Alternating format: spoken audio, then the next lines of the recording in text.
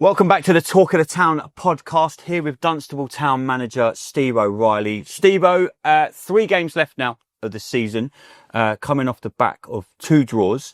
How are we approaching the final 3 games? We're on the cusp of the same points as last season. We've got to obviously wait to see what happens with the points over at Tring, that's over with the league. How are you feeling as we're going into the last 3 games? Very similar to kind of where we've been for the rest of the season, really. Look, I don't think there's any kind of foot off the gas kind of approach for us. Internally we've got some objectives that the lads want to make sure that they try and reach at the end of the season, and particularly focus around kind of 2025 and where we were at the start of 2025 and what we're going to be at the end of it. So there's a lot of focus on that.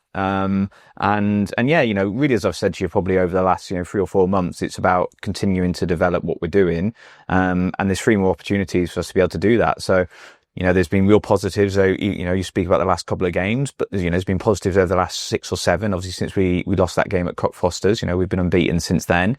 There's been good aspects to our game since then, but there's other areas that, we've not quite been at the level we want to be at, or needs to be at if we go forward and want to improve. So yeah, we look at these 3 games as opportunities to try and, improve in those areas, continue to build relationships and partnerships that we think will be beneficial for us next season. There's 9 points on offer. We're going to have 2 home games. We're going to have people that are going to come through, pay their money, come and watch us play, and support us as they've done all season. And so, the minimum that we can give them is that we prepare in the best way possible to go and win those matches. What is it that we've just been missing the last couple of games to try and turn them draws into wins? Obviously, I'm fortunate, as a few of the other lads are that help you out, that we can see what goes on in the change room, what you say to the lads. But what is the message to the lads as we go into these last 3 games? Like you say, we've drawn the last 2, so it's not disastrous. Our defensive record is probably up there with the best in the league now. When you look around the league and what's going on within the league, our defensive record is second to none. How do we just turn them draws into wins in the last 3 games of the season? And what is it you guys can maybe do in these last few training sessions to make that happen? Yeah, to simplify it, and I think sometimes it does, benefit us to simplify what we need to do. That we need to score more goals, and the way that we're going to be able to do that is, you have to score more. You need to create more opportunities, and I think we need to be a little bit more decisive at the top end of the pitch in terms of what we want to be able to do. And in terms of then how we can support that, I'm constantly reflecting in terms of kind of the structure that I put out there in terms of team selection, but the messages in terms of how we want to play, how we then link that in terms of how we train. So look, I have to reflect on that. I don't think I'm inherently cautious in terms of how I set the team up or ask us to play. We try to get the ball down and play. We probably take risk in terms of some of our build-up play. But I think that, I just have to look at it and go, am I always getting the balance right, the messaging right? But I think people need to take, the players need to take a little bit more, bit more risk, I think, at the top end of the pitch at times. Now, that doesn't mean holding onto the ball too long, or trying to take people on, or trying to run through 3 or 4 players. That's not necessarily what it means, but I think there's opportunities where we can put balls in the box a little bit more. Can you take a risk in terms of being a runner who goes beyond the ball, who goes and gets in positions to be able to score goals? They're not simple, these things, if they were easy, we'd have sold some of them by now. And look, it's been a problem for us really all season. I can't hide from the fact that, we're one of the lowest scorers in the league, and I think we've got better ability than that. But yeah, so it's a lot of things, but we'll continue to put good focus on it in our training, and emphasize, that we can do more things in terms of trying to score goals. But yeah, I think just sometimes it can be as simple as, taking more shots, putting more balls in the box, as a runner, going and joining in the box a little bit more. Maybe, let's say, not playing carefree as such. That's not the right word, because we should have care in terms of what we do.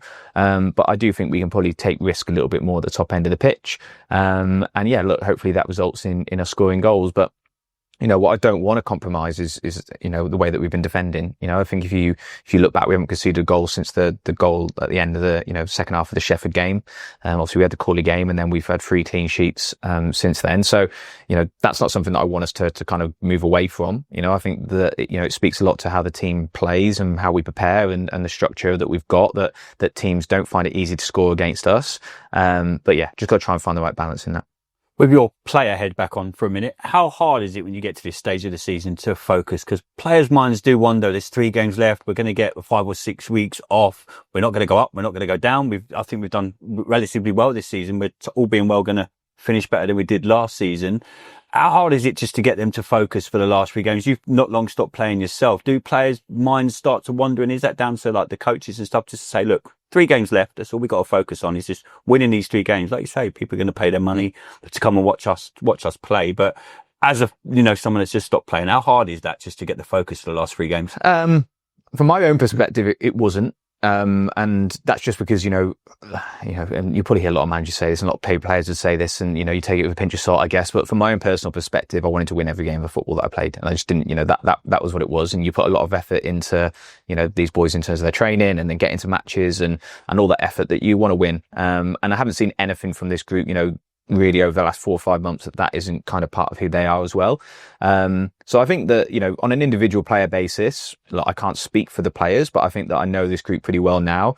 They all want to, I hope anyway, be part of a longer term plan here.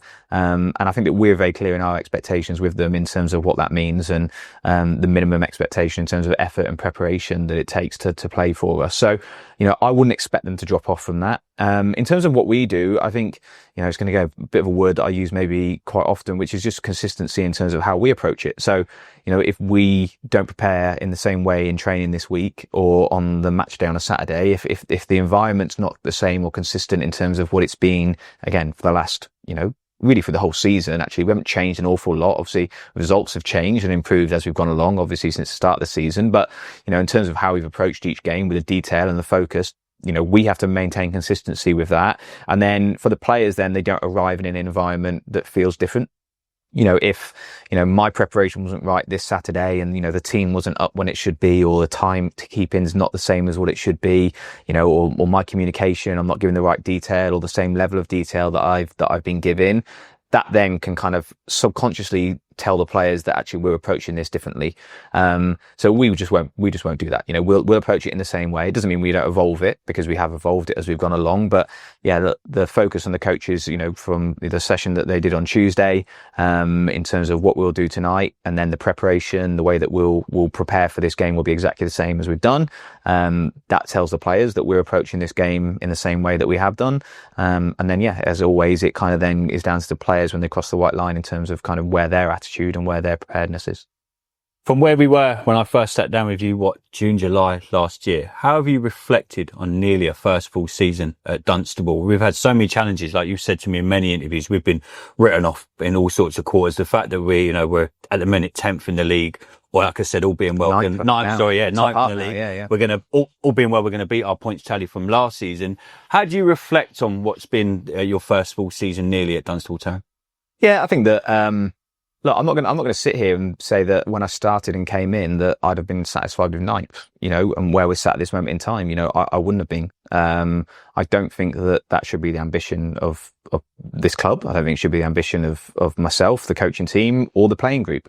We want to do better than that. I think this club, warrants us to do better than that. But as I've also said to you in the past, like, just by saying those things or wanting those things doesn't make them happen. You have to put stuff in place. So I think it's fair to say that, yes, we've made really good progress from an extremely difficult start. It could have put us under. Genuinely from a management staff or a playing group, obviously that type of start was unprecedented, was very disappointing. And I do genuinely believe that for, a different group of players or a different management team, that would have, ended up with us, not being at the club anymore, put it in simple terms. So to come from that to where we are now has been a big improvement. But I don't want the messaging from ourselves or people to believe that we're satisfied in terms of where we are. I think that we've made really good progress. We spoke about, some of the records that we've been able to put together and, the progress we've made over the last 4 or 5 months. Only a couple of defeats really since we played Potton all the way back in October. The home record, these are things that we should rightly be pleased about and proud about. I think that what we've been able to do with a group that's been pretty consistent now, which is a young group, is to make progress. But we can't lose sight of where we want to get to, and I think that as soon as you start getting comfortable and satisfied in terms of where you are and what you've done, you stop making progress. So, rightly, I think that people are pleased with the progress, and I think that they can see what we're trying to do. So that's a good start. That puts us in a good position as we move into, these last 3 games and then into the summer. but the hard work doesn't stop. And I think that, we should always have an ambition to firstly to get out of this league. I think that's got to be the ambition. That's where we'll be looking to try and achieve next season. As I said, just by saying it doesn't mean it's going to happen. We have to put a lot in place to try and get there. It's difficult because, I can say that I'm satisfied with where we are now, given where we were at different points in the season. I'm not going to say that I'm satisfied with us sat in ninth on, 40 points as it stands, at this moment in time, because, I've got bigger ambitions for us in terms of where we want to be. The growth of this team has been really noticeable, especially over the last, like you say, since the Potton game, we haven't really conceded goals. I mean, that's every fan I chat to, and still being a fan myself, albeit inside the camp a little bit more this season, the growth of these young lads has been tremendous. And that goes from like the coaching sessions that we put on a Tuesday and Thursday, which I think are tremendous, to the games. How important is it that we take that growth and just build on that for next season? Because like you say, we're not, hopefully me and you aren't sitting here this time next season and we're talking about being ninth.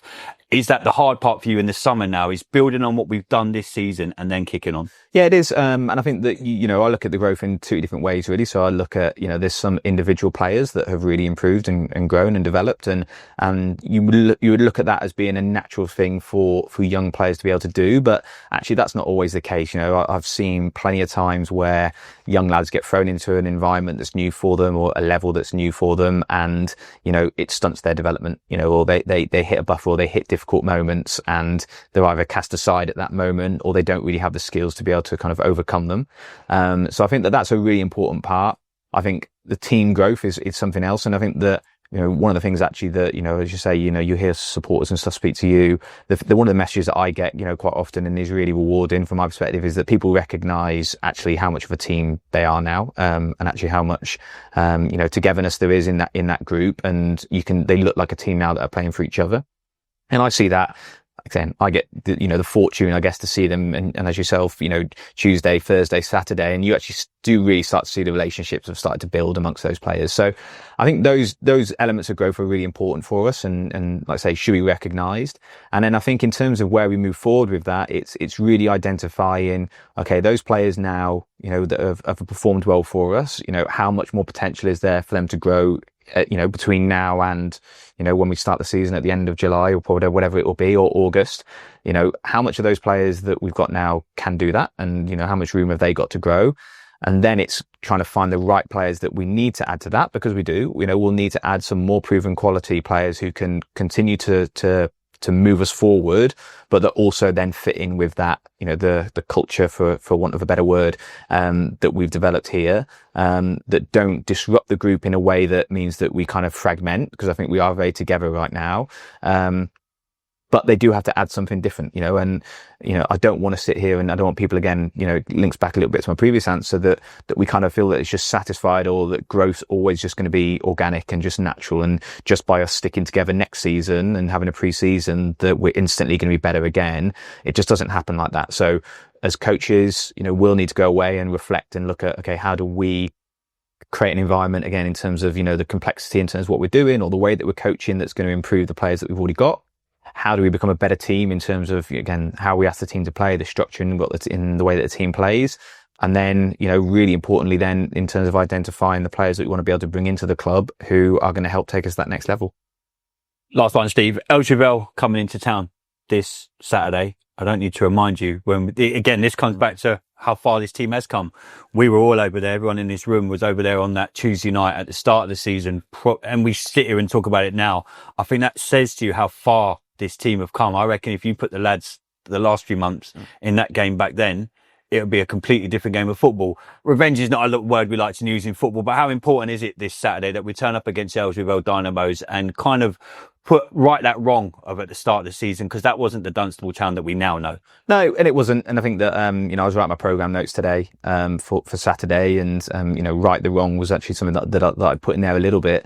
I'm quite open about it. That was my lowest moment in football. That's just, that was, it was very difficult. And, but, I think it can be, hopefully, something that we do look back on in years to come when, if we are successful here, and achieve some good things and get out of the league or win trophies or whatever it might be, that we would look back at that game and go, actually, that was a defining moment for us in recognising where we were short. And look, we were short.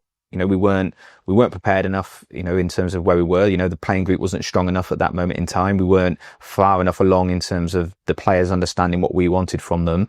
And we weren't good enough in terms of getting the messages across. So it was a collective failing that night. And yeah, I feel like the faces of the supporters and directors and players and myself even will probably haunt people for quite a while, after that. But, what we have done since then is, we've had little setbacks along the way, but we've recovered a lot quicker, which I think is important as well. And yeah, we are a completely different team back then, but we're actually not completely different in terms of personnel. Yes, there are a number of players that we've added since then. But, I'd look and I'd probably guess that mostly half the squad who'll play on Saturday will have been involved in that game as well. So it's not like we've just completely ripped it all up and started again. That's never been the case really with our development this season.